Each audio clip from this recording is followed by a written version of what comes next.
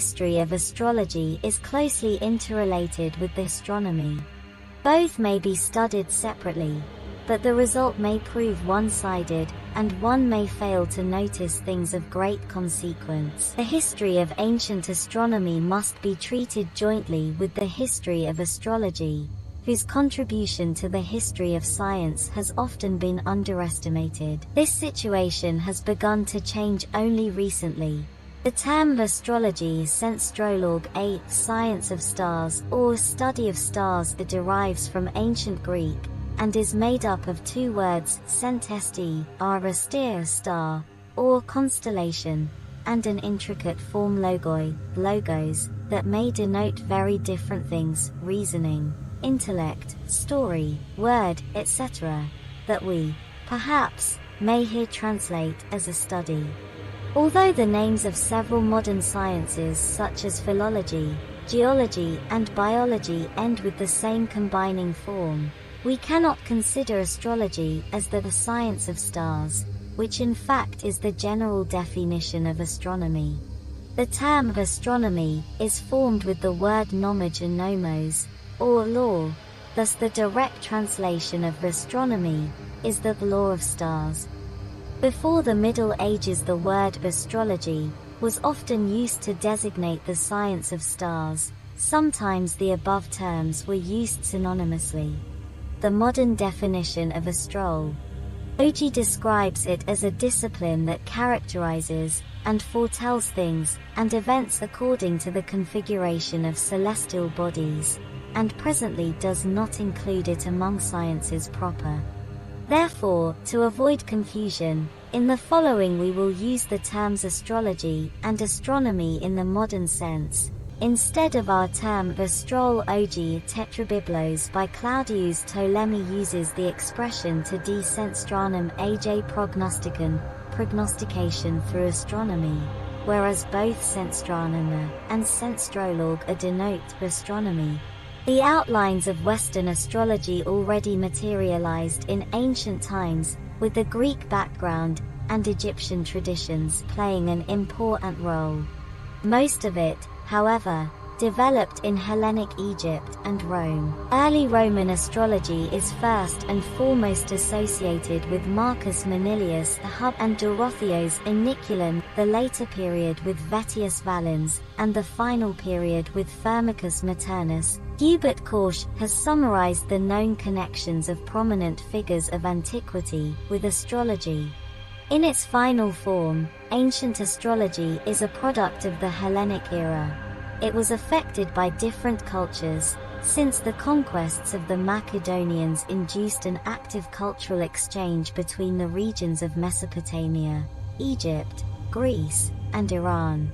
All authors have agreed that while other cultures have merely supplemented it, the main principles, ideology, and basic methods of astrology still originate in Mesopotamia, although its contribution to the doctrine that had developed by the end of antiquity has often been underestimated. According to Ptolemy, the astrologer must be a man that knows accurately the movements of all the stars, the sun, and the moon, so that neither the place nor the time of any of their configurations. Ptolemy uses the notion sentesti rwn, stars, to designate planets rather than fixed stars. The astrologer's work can be roughly divided into two parts. First, the astrologer needs to gather the astronomic material relevant to the task, foretelling the country's future, calculating birth or congruity horoscopes. Then he must interpret material. And only the interpreted and commented product will become astrological. The main astronomical components of astrology are astrological planets, signs of the zodiac, and astrological houses, which have all developed and changed in the course of time. Information on the development of all the main astrological components, except for the system of houses, which is of more recent origin, is described in Mesopotamian texts. The early history of astrology was therefore written primarily in Mesopotamia. Astrology was by no means the only method of prediction in Mesopotamia. where the art of foretelling, often interrelated with healing magic, was regarded very favorably. The future was read from the condition of animal livers, by considering eclipses, from atmospheric phenomena, the migration of birds, etc. In this sense, the culture located between the Tigris and Euphrates was not unique. Using livers and bird migration for foretelling the future was also characteristic of the Etruscans and the Romans. Astrology, however, has at least three important advantages over all other arts of prediction: the divine nature of stars, the universality of celestial phenomena, and the fact that these phenomena could be forecasted. Similarly to the history of Mesopotamian astronomy, that can be divided into three distinctive periods, Mesopotamian astrology also passed through three periods of development: early or augury astrology, primitive zodiacal astrology, and horoscopic astrology. As the history of Mesopotamia is very long and complex, it is important to know the specific period or location on which the statement is based, otherwise it is easy to come to wrong conclusions. If we make generalizations over the whole history of Mesopotamia, it would be virtually impossible to analyze, say, the names of planets. A prophecy written on the 2nd millennium BC says, if a child were born on the 12th month, it would live long and bear many children. Although the prophecy shares a striking similarity to the daily horoscopes published in today's newspapers, it is still an example of primitive prediction rather than astrology proper. In the course of time, astrology transcended all other methods of prediction, due to the old Babylonian astral religion, the universality of celestial phenomena as omens, and the ability to forecast.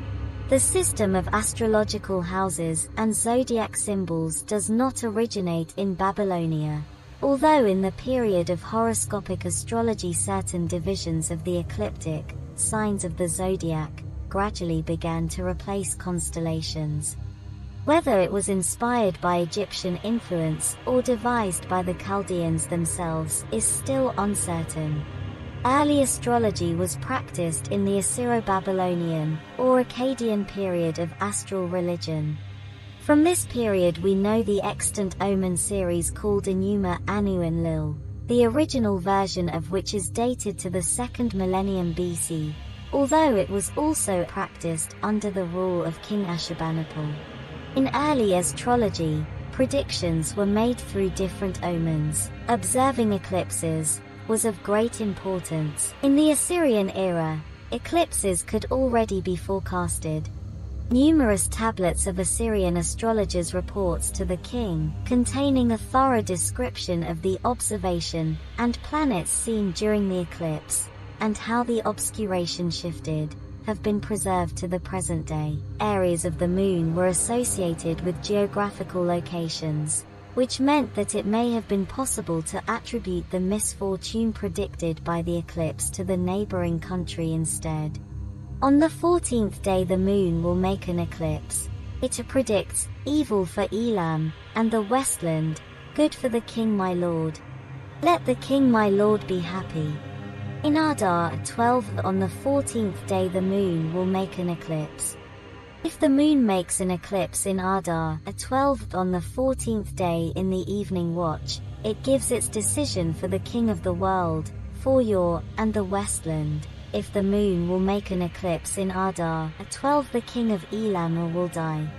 Next to the weather, cloudlessness, and wind, it was also important to consider the alignment and relative movement of planets during the eclipse. If Jupiter stands inside the moon, in this year the king will die, there will be an eclipse of the moon and sun, a great king will die. If Jupiter enters the moon, there will be famine in the Westland, the king of Elam will fall in battle. in Sabatu a noble will revolt against his lord. Analogous prediction to the court and the king was also practiced in the late Babylonian period, though in this period new tendencies began to emerge. The conviction that earthly occurrences were the aftermath of celestial phenomena was widespread. Primitive zodiacal astrology developed in the state of Chaldea, or late Babylonia, that emerged after the destruction of Assyria by the Babylonians in alliance with the Medes. The impact of Zervanism, the predecessor of contemporary Iranian religions, the cult of Mitra, and Zoroastrism on Babylonia was immense. Stars function as indicators. When the stars assume their original position at the end of the great year, all events to the smallest detail will recur. This doctrine has also been called astral fatalism. Even Greek philosophy contains traces of this doctrine.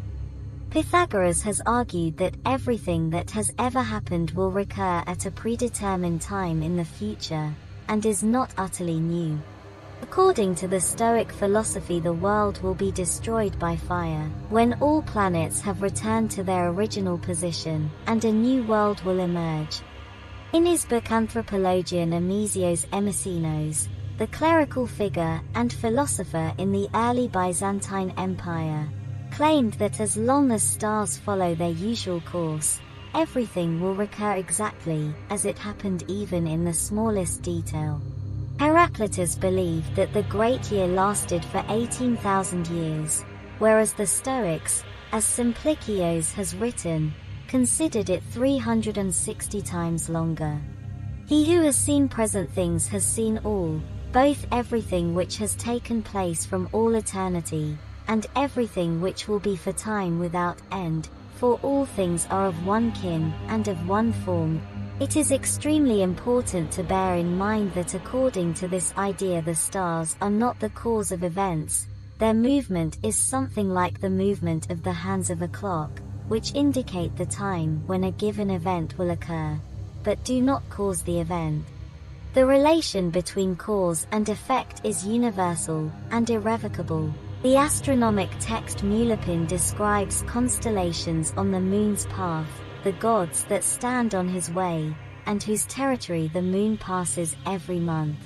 The list of 18 such constellations is proof that actual constellations, not zodiac signs, were meant. Later, when zodiac astrology came into use, the ecliptic was divided that included the constellation of the same name, or at least part of it.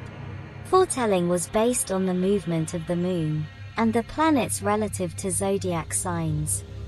Although in texts, astrological constellation and zodiac sign names were sometimes used simultaneously, a saying at the beginning of the Nisan month Jupiter and Venus are at the beginning of Gemini can only be interpreted astrologically.